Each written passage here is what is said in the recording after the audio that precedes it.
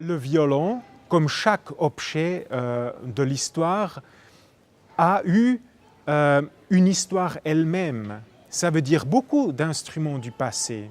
On parle des amati du XVIe siècle, des instruments du XVIIe, XVIIIe, XIXe siècle, ont une histoire elle-même. Ça veut dire, au long des siècles, ces instruments ont été adaptés au goût et au son que les contemporains voulaient avoir entendu de ces instruments. Comme les Stradivari, les Amati et d'autres instruments de l'époque Renaissance, baroque, etc., ils ont été joués à chaque période, à chaque siècle.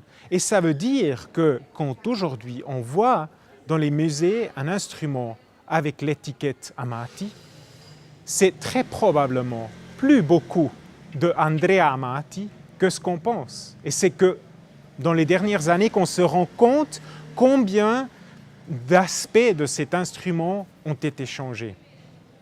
Et surtout, par exemple, on remarque que des différentes parties du violon sont construites du bois des différentes époques. Et c'est très, très, très étonnant, ça, de voir qu'il y a même du bois utilisé dans un amati qui est postérieur de quand l'instrument a été construit. Pourquoi ?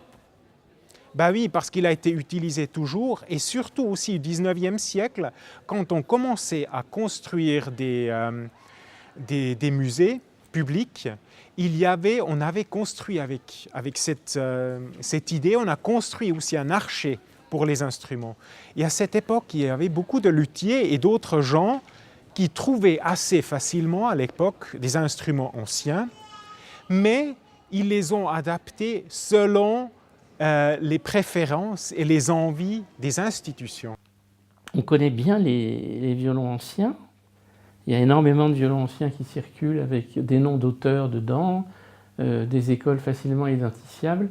Autant sur les archets baroques, enfin de la même époque que ces instruments-là dont je parle, c'est-à-dire 16e, 17e, on trouve certains exemplaires dans des musées, mais beaucoup moins, sans doute beaucoup moins que les violons, ce qui tendrait à prouver qu'il y a eu beaucoup de cas, les archets sont plus fragiles, et surtout, on ne sait pas, par exemple à l'époque de Stradivari, dans un grand atelier comme celui de Stradivari, quels étaient les archets utilisés, s'il en vendait, s'il en faisait dans l'atelier.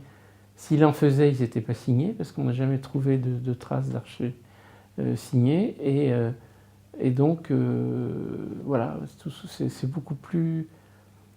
on a beaucoup moins d'informations.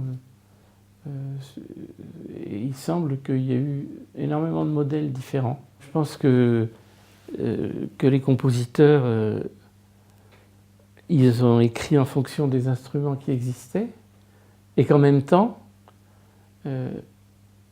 certains, avec une écriture un peu audacieuse, ont obligé les gens qui fabriquaient des instruments à chercher d'autres sonorités, d'autres choses, ce qui fait qu'il y a des évolutions,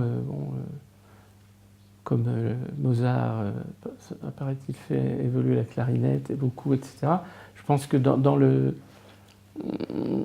la lutherie, c'est pareil, il y a eu des évolutions comme ça qui correspondent à des besoins esthétiques d'une époque, au goût de compositeurs, de luthiers aussi, chaque génération de luthiers apporte un peu quelque chose, voilà, mais ça reste un instrument, le violon, qui est quand même très standardisé.